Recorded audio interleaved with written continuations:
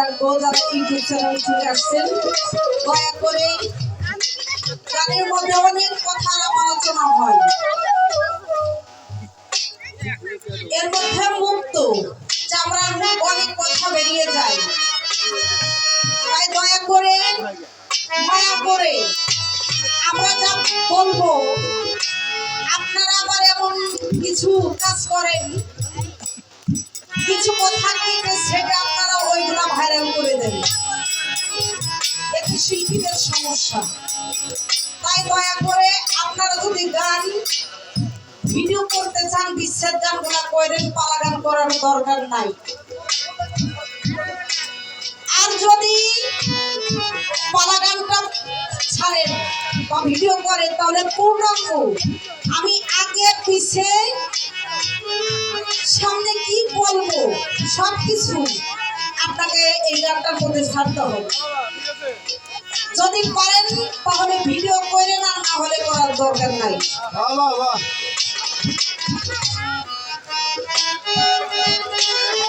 আজকে কর্তৃপক্ষ অনেক চমৎকার একটি পালা, গুরু এবং শিষ্য, এই পালার মধ্যে যদি বোঝা জানা সবকিছুই এই গানের মধ্যে পাওয়া যায়।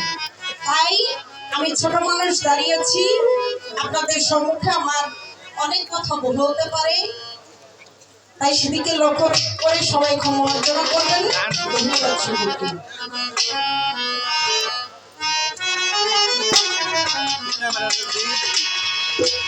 সাধন ভজন সত্য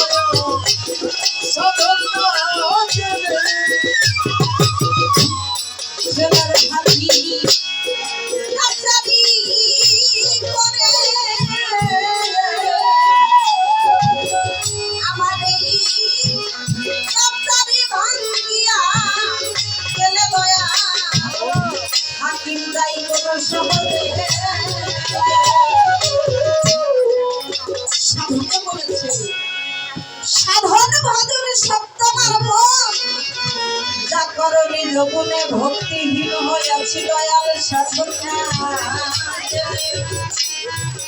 দয়াল সাধন ভজন সবই আপনার মন, আপনি করাইলে করতে পারি, না করাইলে করতে পারি না। তাই তো দয়াল আমি ভক্তিহীন হয়েছি।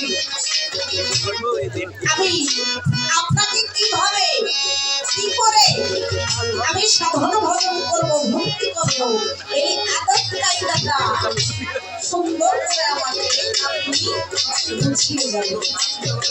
তাই তো গানের মধ্যে বলেছে, জেলারা হাকিম কাচারি করে,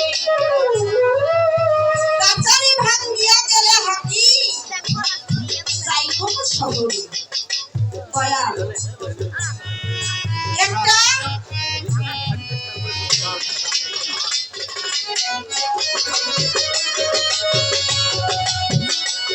জেলার মধ্যে হাইকোর্ট আদালত, তার মধ্যে যদি হাকিম বলে একজন ব্যক্তি বসবাস করে, আমি জানতে চাইব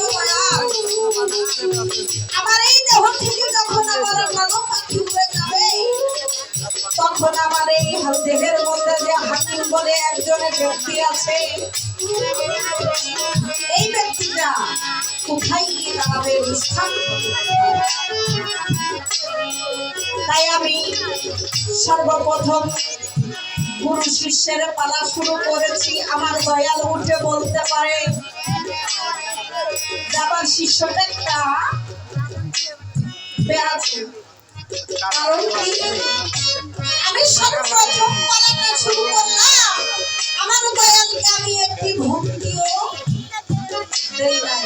তাই আমি সেই জায়গা থেকে দাঁড়িয়ে আমার দয়ালের কাছে ছোট্ট করে একটি ভক্তি রাখি, তারপরে আমার গানকে শুরু করার জন্য চেষ্টা করি। ও সাধন বাজাও সত্য বাজাও, সাধন বাজাও সত্য বাজাও,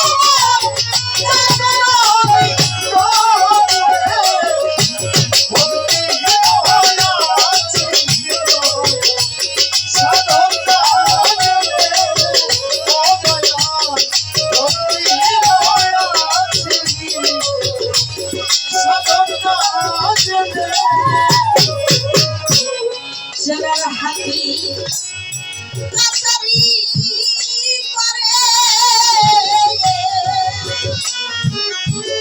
আমার এই কাছারি ভাঙ্গিয়া গেলে দয়া হাতির দায়ী কোন শহরে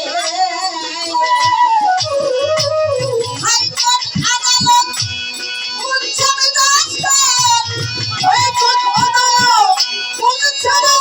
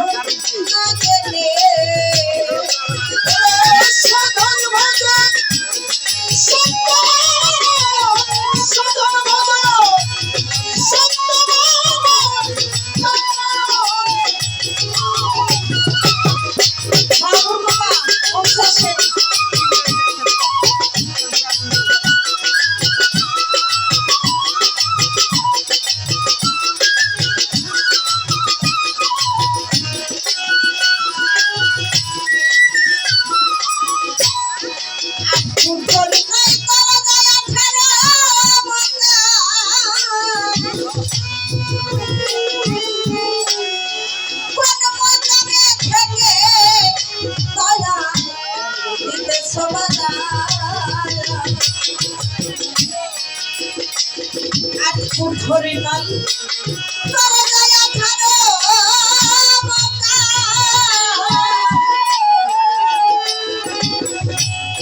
কত মোকামে থেকে দয়া দিতে সবারা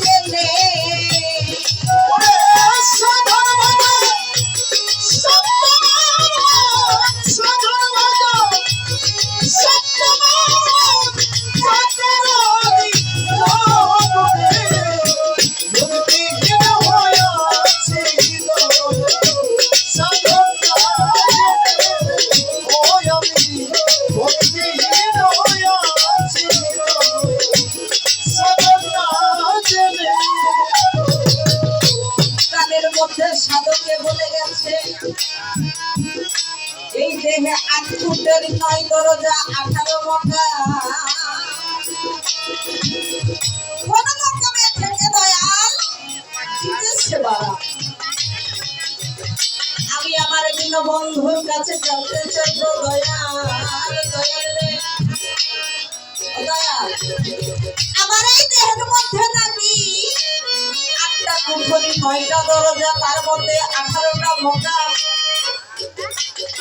এই 8 কুঠরি ভাই 9টা দরজা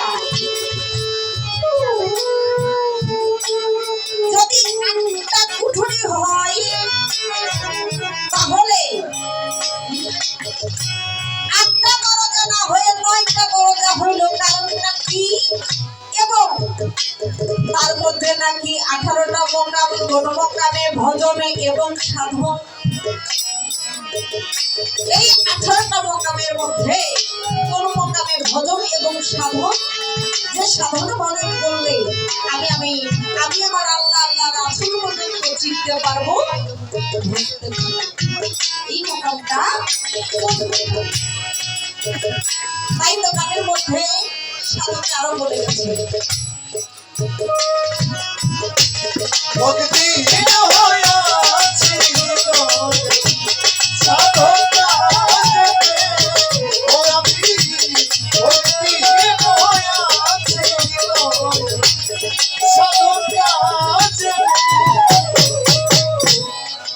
মনে বলে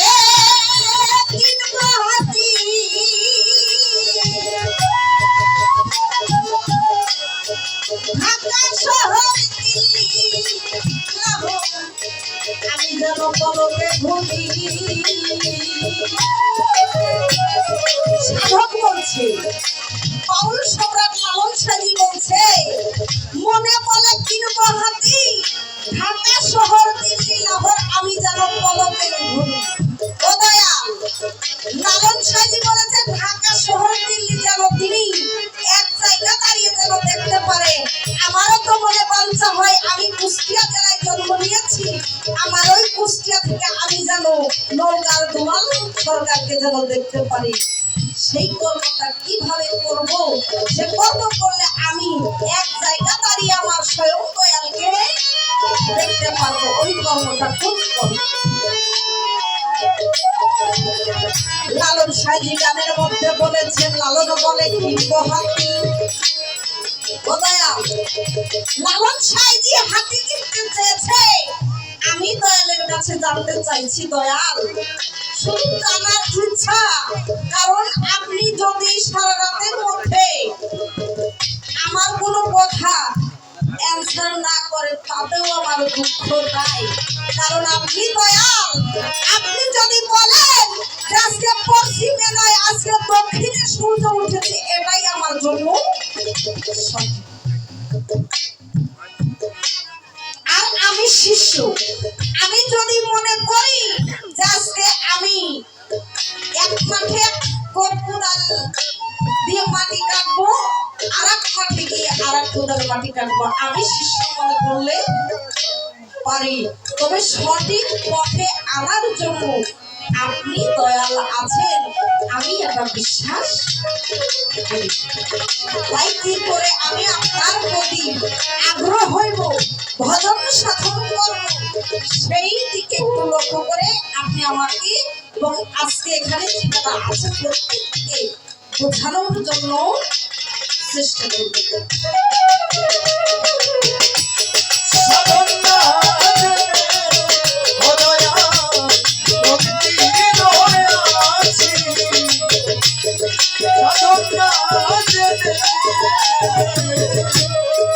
মনে বলে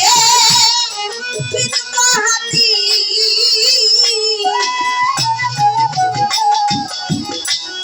ঢাকা শহর দিল্লি লাহোর আমি যেন পলকে ঘুরি।